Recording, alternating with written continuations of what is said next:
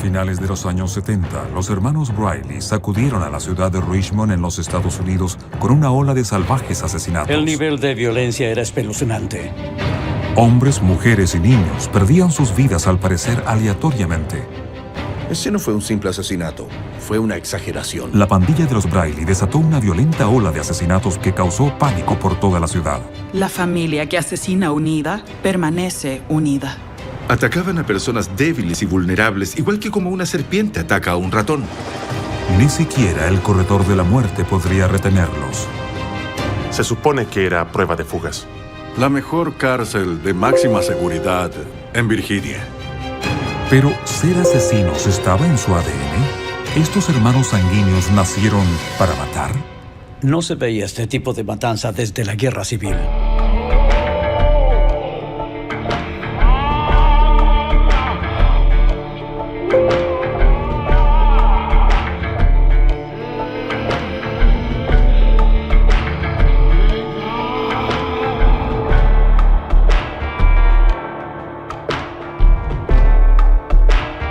Dementes. On I-95, WXGI, Richmond, Virginia. Broadcasting at 701 German School Road in Richmond. En 1979, Richmond quedaría sorprendido con la desaparición del popular músico country y locutor local Johnny Gallagher.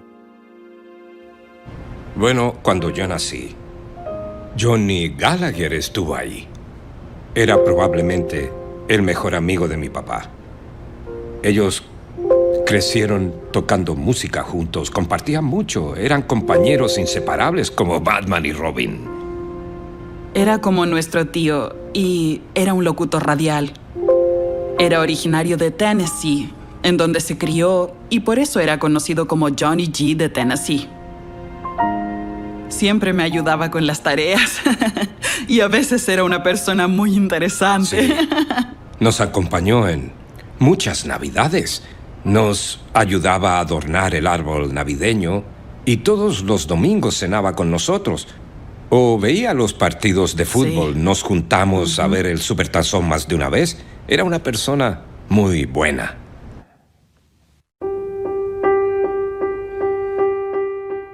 El 14 de septiembre, el bajista y locutor desapareció misteriosamente.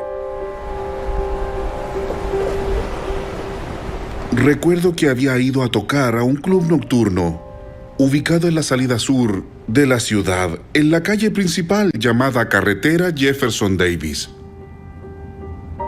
Johnny no fumaba cigarrillos y obviamente en un bar lleno de humo le daban ganas de salir a tomar un poco de aire fresco, pero nunca más regresó. Algunas de las personas que estaban tocando con él, los dueños del bar y el personal sabían que mi papá era policía. Entonces lo llamaron y él supo inmediatamente que algo andaba mal. Le asignaron el caso al detective Jim Godet. Johnny Gallagher trabajaba en la estación de radio WXGI. Era una estación de música country y los fines de semana tocaba ese tipo de música con su banda. A uno de los lugares que iba a tocar era el restaurante Log Cabin, un club nocturno que estaba en la carretera Jefferson Davis, y esa noche fue a tocar a ese lugar. La desaparición de Johnny Gallagher fue sorpresiva. Y entonces lo empezaron a buscar tratando de deducir qué le había pasado. ¿Simplemente se paró y se fue? ¿O qué? En ese momento no entendían qué había pasado. Comenzaron la búsqueda con el temor de que hubiese sido secuestrado. Encontraron su carro el sábado en la tarde. Río James, Richmond. Descubrieron el carro a menos de 2 kilómetros del río James, en Richmond. Pero ¿ayudaría a resolver el misterio del paradero de Gallagher? Entonces acudimos a donde encontraron el carro y pensamos que tal vez podría estar en el maletero. Lo abrimos, pero él no estaba ahí. Entonces, después de eso, examinamos el carro y encontramos huellas dactilares en las puertas. Supuse que estaban buscando los parlantes o algo así, y de hecho robaron la radio y una antena. Al parecer creyeron que podían robar otras cosas del carro. Aunque no encontraron a Johnny Gallagher, quedó claro que había sido víctima de algún tipo de crimen. Ese año no sería el único. Richmond estaba en el medio de una ola de crímenes brutales y sin precedentes. Fue algo fuera de lo normal, muy fuera de lo normal. No se veía este tipo de matanza desde la Guerra Civil. Robo, violación, asesinato. Nadie estaba a salvo. Esa conducta de brutalidad, violencia, era algo que Richmond nunca había visto. Jamás se había visto algo así. El único factor en común es que las víctimas eran vulnerables. Eran depredadores peligrosos. No trataban de atacar a un grupo de personas que quizás tenían armas, no. Atacaban a personas débiles y vulnerables, igual que como una serpiente ataca a un ratón. Jóvenes, viejos, buen vecindario o malo, no había dónde esconderse. Y eso es lo que les daba miedo a las personas. Les daba miedo que en realidad no sabían lo que pasaba. Y la brutalidad de los casos. Esto hizo que hubiese una explosión de terror en la ciudad.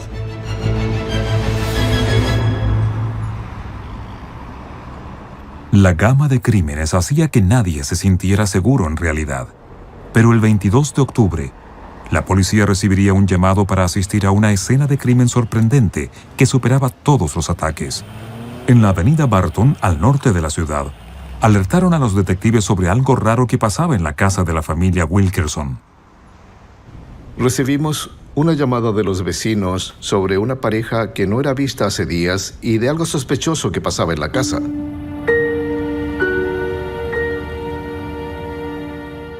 Avenida Barton 2301. Es esa de ahí. Esa es la casa. La puerta delantera estaba abierta. Entramos y vimos al hijo pequeño acostado en el sofá. La mujer, que tenía unos 8 meses de embarazo, estaba tendida en el piso. Y también su novio. Eso fue horrible. Apenas entrabas a la casa, podías ver sangre por todos lados. Pisadas. Tenían 2 cachorros Doberman. Y ellos estaban corriendo por toda la sangre y la desparramaban. Era un desastre. Harvey Wilkerson y Judith Barton tenían las manos atadas en su espalda con cinta adhesiva, y a ambos les habían disparado. Lo que más me llamó la atención en esa escena del crimen era que el niño parecía estar acostado en el sofá con la cabeza hacia el televisor, como si estuviera viendo la televisión. Pero el niño de 5 años, Harvey Wilkerson, no estaba viendo televisión. Le habían disparado en la cabeza a quemarropa y habían violado a su madre embarazada frente a él. Fue muy brutal, fue algo muy sádico.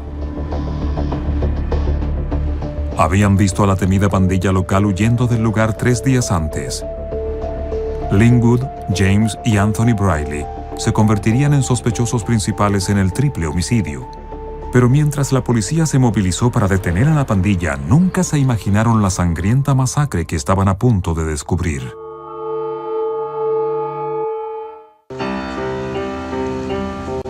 Mientras la policía se movilizó para hacer el arresto, Linwood Briley y el miembro de la pandilla Duncan Meekins estaban en su carro en movimiento. Los estábamos siguiendo. Linwood estaba conduciendo. Meekins y el padre de Linwood estaban en el carro. Lo que pasó después demostró lo inteligente que eran los miembros de esta pandilla. Cada vez que pensábamos y decíamos que doblarían a la derecha, doblaban a la izquierda. No sabíamos qué estaba pasando. Y decíamos, doblarán a la izquierda, pero lo hacían a la derecha. Sí, estábamos un poco confundidos porque no sabíamos a dónde iban o qué es lo que iban a hacer. Con los Briley despistando a sus seguidores, un grupo de policías decidió forzar la situación. Finalmente nos hartamos y los acorralamos. Los hicimos chocar con una cabina telefónica. Encontramos los escáneres y nos dimos cuenta de que ellos nos estaban escuchando. Pusieron a los hermanos Briley y Duncan Mickens bajo custodia, y los detectives pudieron observar por primera vez a la pandilla que era sospechosa del asesinato brutal del hombre, la mujer y el niño. Eran muy ofensivos. Pensaban que no teníamos nada en contra de ellos y por eso no decían nada. Linwood era un tipo calculador y frío. Él miraba el entorno por completo, por todos lados, pero me ignoraba. Linwood Briley era desafiante. Le dije, esto es algo serio. Te podrían sentenciar a la silla eléctrica. Y él estiró sus brazos y dijo, lo enfrentaré como un hombre.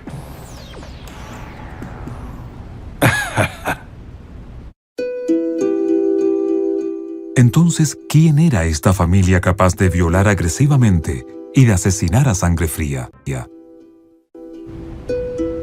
Los Briley vivían en el lado este de la ciudad, al norte del Parque Holland. El lugar donde crecieron los Briley era un lugar de casas adosadas. Casas de personas de clase media. Claramente nada de lo que ellos pudieran avergonzarse. Lo único malo del barrio eran los Briley. En esa casa vivían con su madre y su padre. Sus padres eran buenas personas. Su madre era una mujer adorable. Nunca pensaría en culparla por tener 3 hijos que resultaron ser muy malas personas. Conocí a algunas personas que fueron con ellos a la escuela y me dijeron que eran unos abusadores en la escuela. Decían que les encantaba abusar de las personas y salirse con la suya. Los jóvenes Briley tenían otro pasatiempo. A ellos les gustaban las mascotas, pero las peligrosas. Tenían una boa y algunas tarántulas, como mascotas. Les gustaban los animales venenosos. Pirañas, serpientes y cosas así eran animales depredadores y a ellos les gustaba observar cómo las serpientes se comían los ratones vivos. Tiene un significado particular el hecho de que disfruten mirar a los depredadores comer a sus presas. En cierto punto, parecía que su vida familiar era inusual, pero normal. Y cuando ellos llegaron a la adolescencia, algo cambió. Y al parecer había... no sé. Al parecer había una falta de empatía. La falta de empatía quedaría demostrada en la misteriosa muerte de una anciana vecina de los Briley. Orline Christian vivía en esa casa de ahí, en el número 19. Orline Christian estaba lavando ropa en su patio, cuando de pronto murió. Al principio, parecía ser una muerte natural porque tenían problemas cardíacos, hasta que un familiar notó una mancha en su ropa. Y después, supimos que la habían disparado. Un detective de Richmond empezó a investigar este asesinato sin sentido. Era un excelente investigador. Y por eso comenzó a deducir de qué lugar exacto pudo haber venido el disparo, la dirección de este y la altura de la mujer. Después usó el informe de la autopsia e hizo un agujero en la madera donde estaba el disparo, y luego se paró en el patio trasero donde estaba la víctima y buscó el lugar de donde pudo haber sido disparado el proyectil, hasta que finalmente se demostró que podría haber salido desde la azotea de Linwood Briley. Cuando encontraron el arma mortal en la casa del joven Linwood, de 16 años, lo que sorprendió fue su falta de remordimiento por la muerte de su anciana vecina. Su respuesta, según el informe, fue, bueno, de todas formas iba a morir.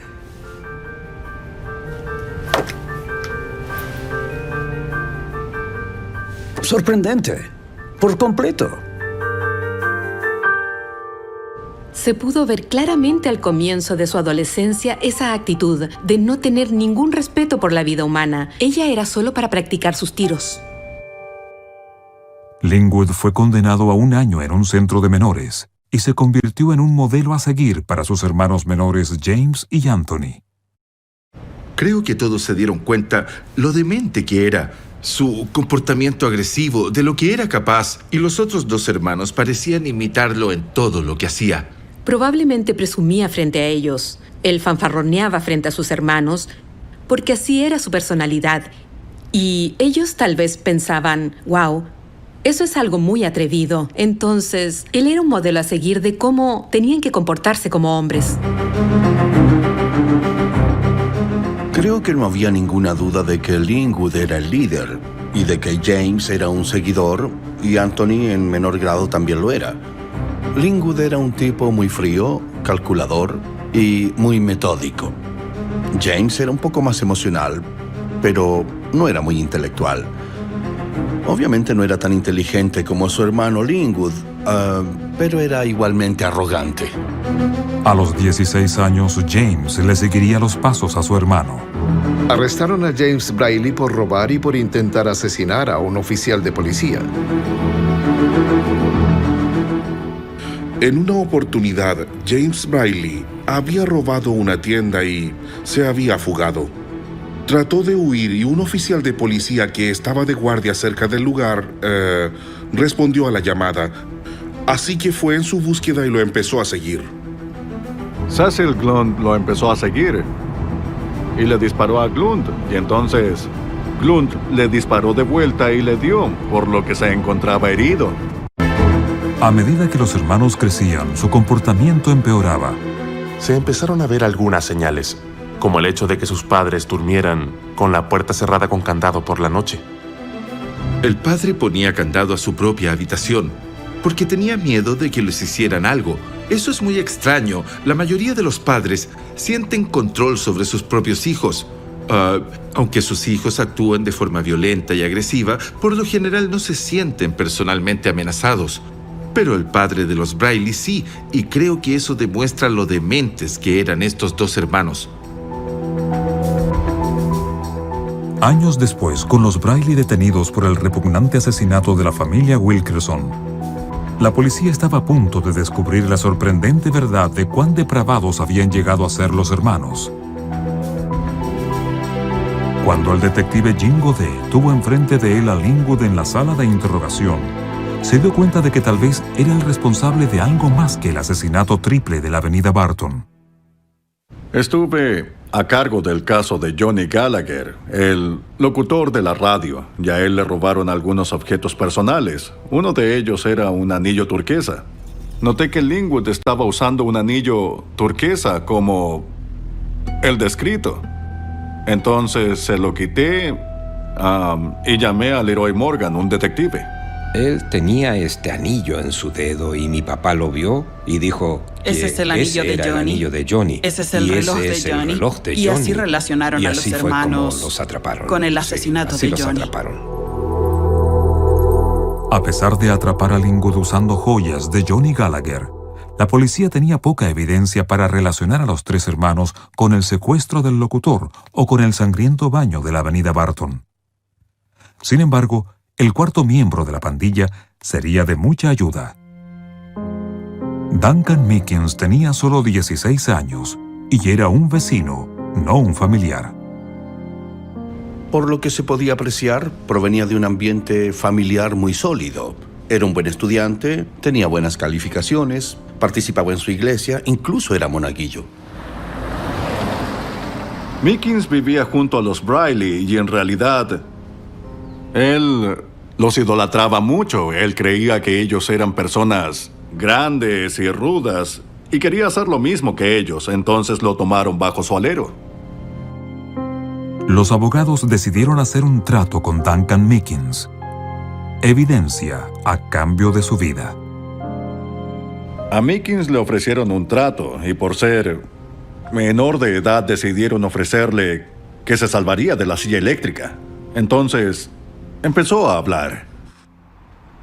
Lo que Meekins revelaría dejaría a los habitantes de Richmond pasmados.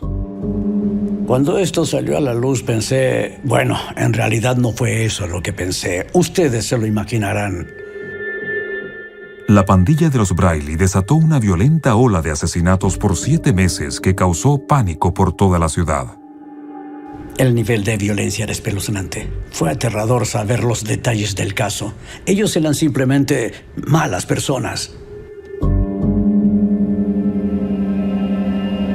Una de las primeras personas en morir fue la anciana niñera Mary Gowen, residente de un adinerado vecindario de Richmond. Vamos a la casa de Mary Gowen, una mujer de 76 años. Vivía en una casa acomodada. Nunca había crímenes en ese lugar. Fue niñera, principalmente en el norte de Richmond, donde vivía su hija. Los Briley vieron a esta anciana retirarse de su trabajo de niñera y enseguida la siguieron por toda la ciudad hasta su casa. Ni siquiera creo que tuvo la oportunidad de gritar porque la hubiesen escuchado. Probablemente se estacionó aquí. Y la casa número 51 estaba en esa esquina. Esa era su casa.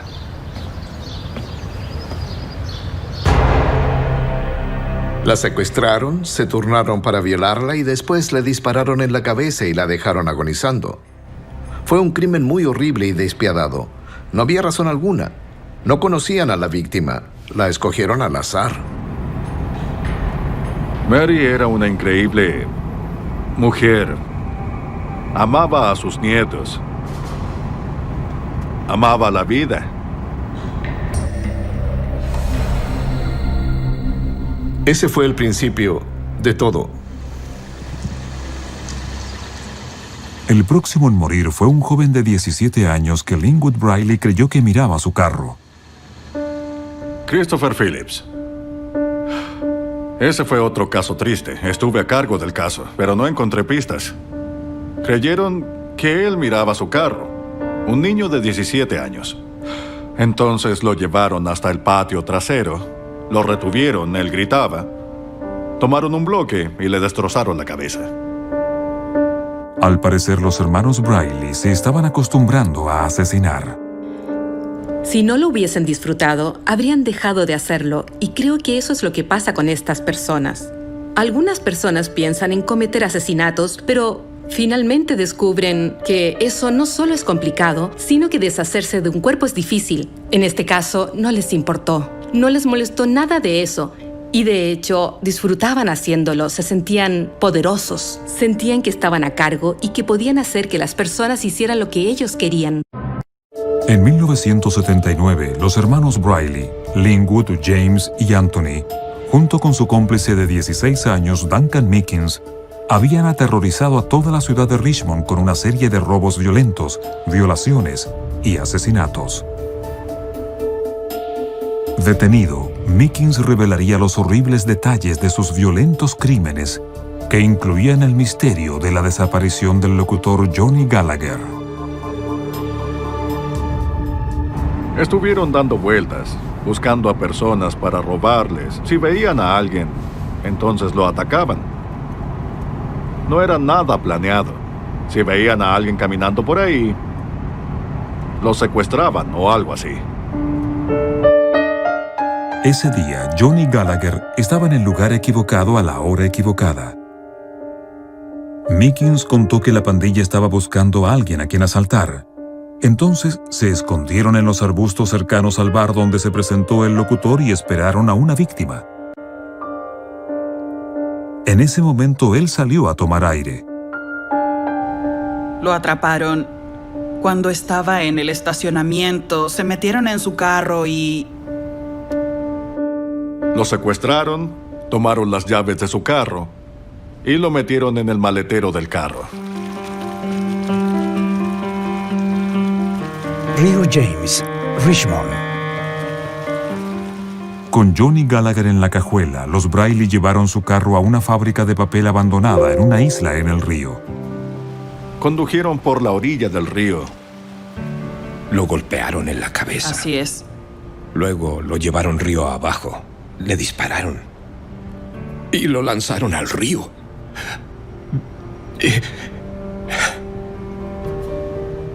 Estuvimos ahí buscándolo 3 días seguidos, pero no logramos encontrarlo.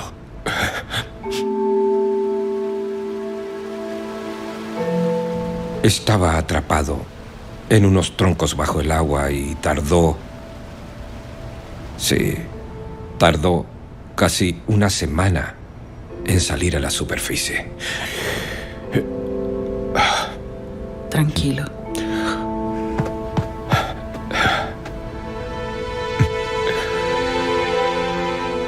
Sí. Fue horrible y aún me duele mucho 30 años después. No entiendo cómo alguien puede hacer algo así.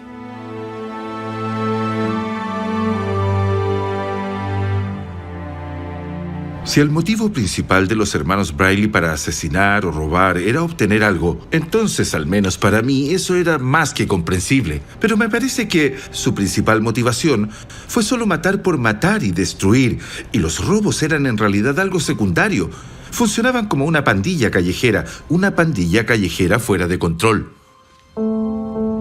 Solo 2 semanas después del asesinato de Johnny Gallagher, la pandilla de los Braille estaba nuevamente al acecho.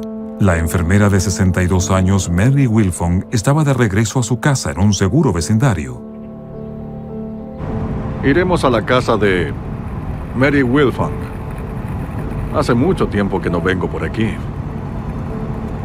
Al parecer la vieron caminando hacia su casa o algo así y sacaron un bate de béisbol y la golpearon en la cabeza justo frente a su casa. Luego entraron a su casa, la saquearon y la dejaron muriendo en la acera. Y así fue.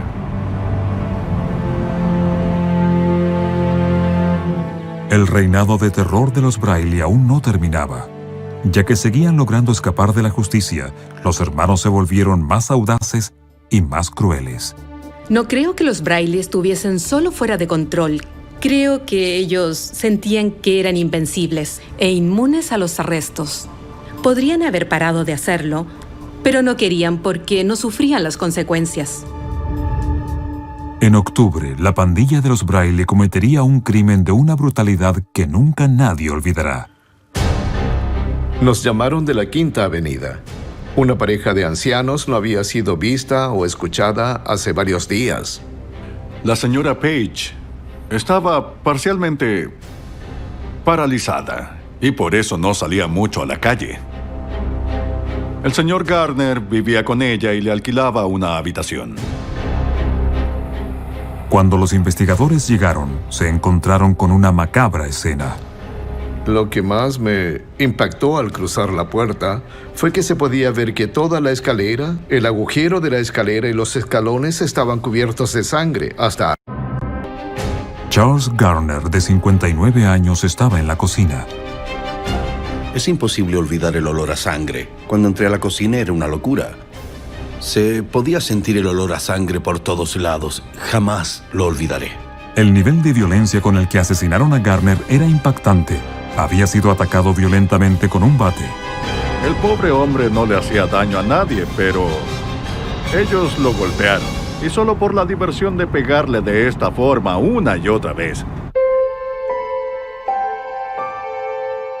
Y la pesadilla continuó hasta el segundo piso en el dormitorio. Cada pared de la habitación estaba cubierta con sangre. La verdad es que ese lugar parecía un matadero. Descubrieron a Blanche Page, de 79 años, en su cama. Ahí estaba, esa pobre mujer blanca tendida sobre la cama, como si estuviera dormida, pero la habían matado con un bate de béisbol. No solo la golpearon, no pararon de golpearla. Sin importar cuánto tiempo lleve siendo policía, es difícil ver eso y aceptarlo. Porque es increíble cómo alguien puede hacerle eso a un ser humano. Ese no fue un simple asesinato, fue una exageración. A estos hombres les gusta eso en cierto punto. Los hace sentir superiores. Los hace sentir que pueden hacer lo que quieran. Nada ni nadie los hacía sentir miedo. Eran decididos. No hay nada que los pudiera inhibir de sus actos. Ni los policías, ni la sociedad, ni las reglas. Nada de eso se aplicaba a los hermanos Braille. Nada demostraba más la ausencia de moralidad en los hermanos que el sangriento baño en la avenida Barton. Según lo revelado en el enfermizo relato de Duncan Meekins. En la mañana del 19 de octubre, James Briley le prometió al juez de libertad condicional que podía confiar en que se mantendría alejado de los problemas. Pero esa misma tarde, eran otros sus planes. Consumieron drogas, bebieron licor y salieron de su casa en dirección a la avenida Barton, que estaba a solo unas cuadras de donde ellos vivían. A diferencia de las víctimas anteriores, Harvey Wilkerson era un conocido de la pandilla. Al parecer, los Briley y Meekins vinieron con el intento de robarle a Wilkerson, pero él los vio acercarse y se asustó, entonces cerró la puerta con llave. Después, cuando se pararon junto a la puerta, le dio miedo que entraran por la fuerza y le hicieran daño, así que les abrió la puerta. Lo que pasó después impresionaría incluso al investigador más rudo. Cuando entraron, lo tomaron por la fuerza y le ataron las manos en su espalda con cinta adhesiva. Lo mataron después de hacerle todo a la mujer. Ellos no mataron al hombre primero y luego violaron y sodomizaron a la mujer. Lo hicieron todo en su presencia. Y después lo mataron. Eso demuestra lo malvados y perversos que eran. Ellos, en lo que a mí respecta, no eran dignos de ser llamados humanos. La violenta ola de asesinatos de 7 meses de la pandilla de los Briley le costó la vida al menos a 10 personas.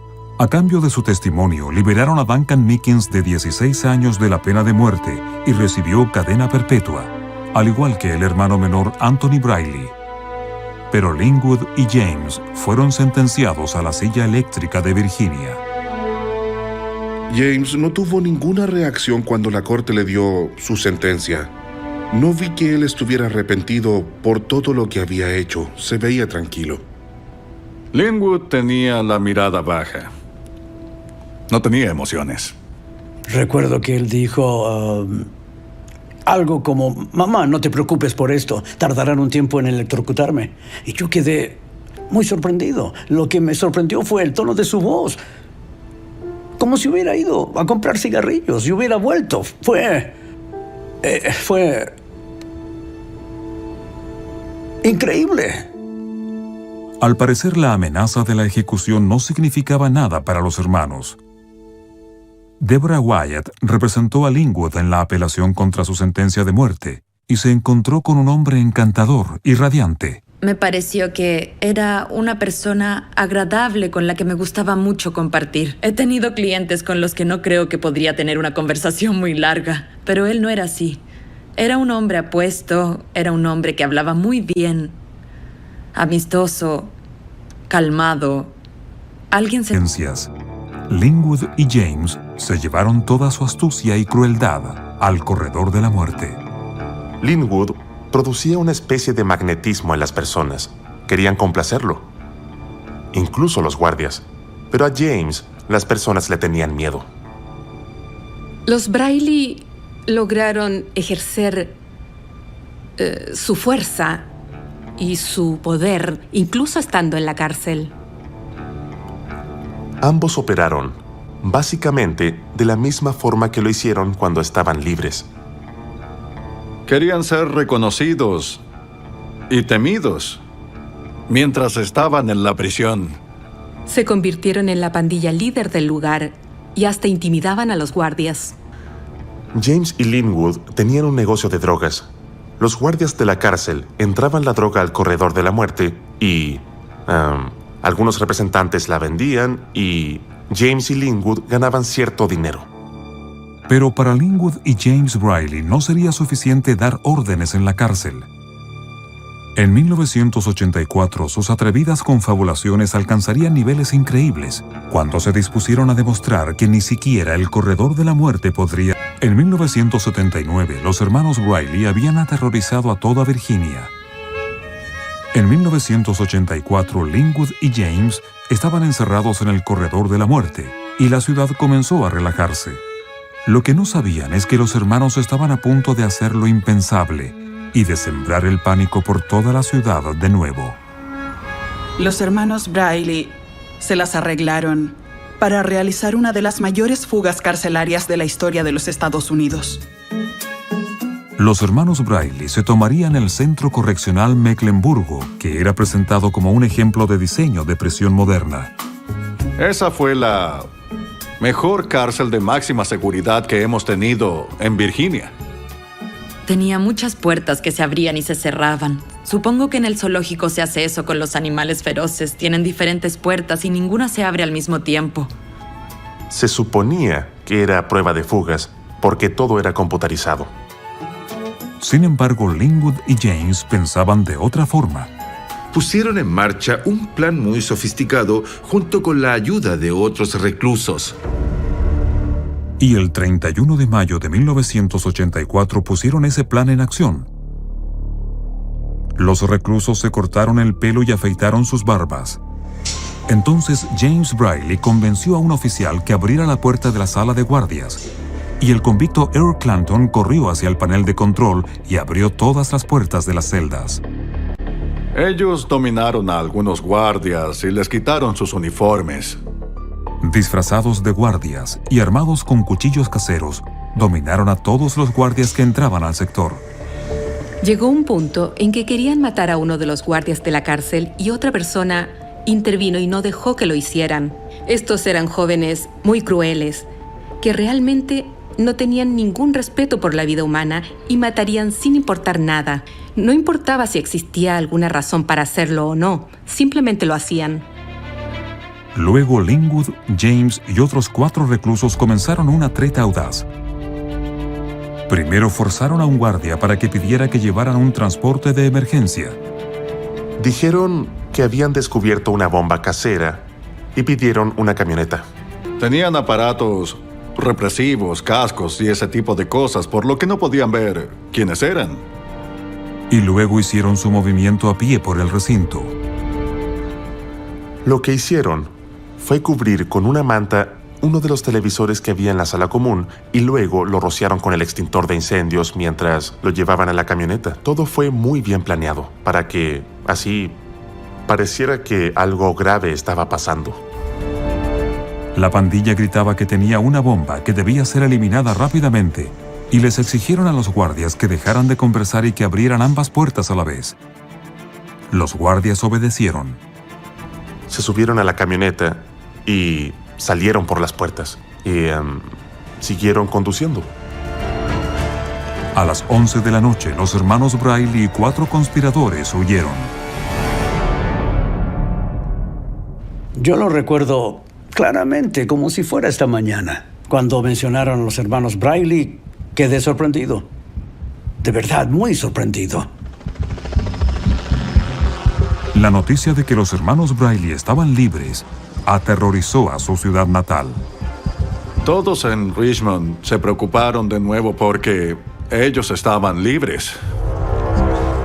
Se puso en marcha una búsqueda masiva y la gente se empezó a proteger en caso de algún ataque por venganza. Cuando las personas cometen este tipo de actos, es muy probable que quieran culpar a alguien que está involucrado en el caso por su encarcelamiento y por el hecho de enfrentarse a la pena de muerte. Generalmente hacen eso. El nivel de temor se intensificó a medida que se denunciaban avistamientos en todo el país. Tuvimos que poner a oficiales de protección en la casa del juez y también en la casa de algunos testigos. Capturaron a los 4 co-conspiradores de los Briley. Pero Linwood y James seguían sueltos. Fuimos a la comisaría y nos dieron armas. Alguien dijo, ¿por qué tienes un arma? Y yo les dije, bueno, no es para hacerle daño a nadie, es para evitar que me hagan daño a mí. Porque por ningún motivo les iba a permitir que me pusieran las manos encima. Finalmente, 19 días después de su fuga, intervinieron el teléfono de un tío de los Briley y encontraron su paradero en un garaje de Filadelfia. Descubrieron a Linwood y James en un asado en el callejón. Los conocidos Suertudo y Delgado habían estado haciendo trabajos esporádicos y entablando amistades con los vecinos. James era Delgado y Linwood era Suertudo. Linwood y James fueron los últimos en ser capturados y estaban escondidos a plena vista, lo que demuestra, una vez más, un tipo de inteligencia muy interesante. Pero ni Linwood ni James tendrían suerte de nuevo. En esa fuga saborearon por última vez la libertad, y ambas ejecuciones fueron planeadas para dentro de un año. I, of course, chose to escape because I'm innocent, and if you're innocent, I believe that you're supposed to be free. Los tres hermanos Briley aterrorizaron a toda una ciudad y cobraron la vida de al menos 11 hombres, mujeres y niños. Pero, ¿qué los convirtió en asesinos a sangre fría? ¿Linwood, James y Anthony nacieron para matar? Creo que el hecho de que uno de ellos asesinara con total indiferencia y crueldad a su víctima en la adolescencia indica la posibilidad de que fuera lo que llamamos un psicópata en ciernes. Creo que si alguno de ellos nació para matar, entonces era él. De los otros no estamos seguros. La pregunta que surge es si cada uno de estos tres hermanos habría actuado de forma individual sin el apoyo, digamos, de los otros hermanos. No estoy seguro. Probablemente Linwood sí, el que mató a la vecina anciana. Si éste se hubiese comportado como un demente por sí solo, pero no estoy seguro si los otros lo hubiesen seguido. Quizás sí lo hubiesen hecho, pero claramente el apoyo que recibieron de la pandilla los incentivó a actuar de esa manera. A muchas personas les gusta empezar un negocio familiar o algo así para ganar dinero, pero estos hombres eran poderosos y peligrosos y el dinero era muy importante para ellos. Era como una droga. Algo mejor que el sexo, mejor que las drogas. Era algo esencial para ellos. No creo que las personas nazcan malvadas. Dios no permitiría que las personas nacieran así. Solo creo que se volvieron locos. 5 años después de la brutal matanza, Linwood y James Riley pagarían sus crímenes con el precio más alto. Fui a la ejecución de Linwood Briley. Él era un asesino brutal, pero era un cobarde. Tuvieron que sedarlo. Tuvieron que tomarlo por su cinturón para llevarlo hacia la silla eléctrica. No fue por voluntad propia. Parecía un perro apaleado. Y lo pusieron en la silla eléctrica y le dieron exactamente lo que se merecía. Creo en un Dios, en un cielo y un infierno. Y no hay duda en mi mente de que Linwood y James están justo donde merecen estar. Bueno, no es para tomarse a la ligera que alguien reciba la pena de muerte. Pero ellos se merecían lo que recibieron. Estoy feliz. Lo siento por su familia, por lo que su familia tuvo que pasar. Y lo siento por nuestra familia y por lo que tuvimos que pasar. Los hermanos Briley dejarían una marca imborrable en la historia y en las personas de Richmond. La familia que asesina unida permanece unida. Sí. Que se pudran en el infierno.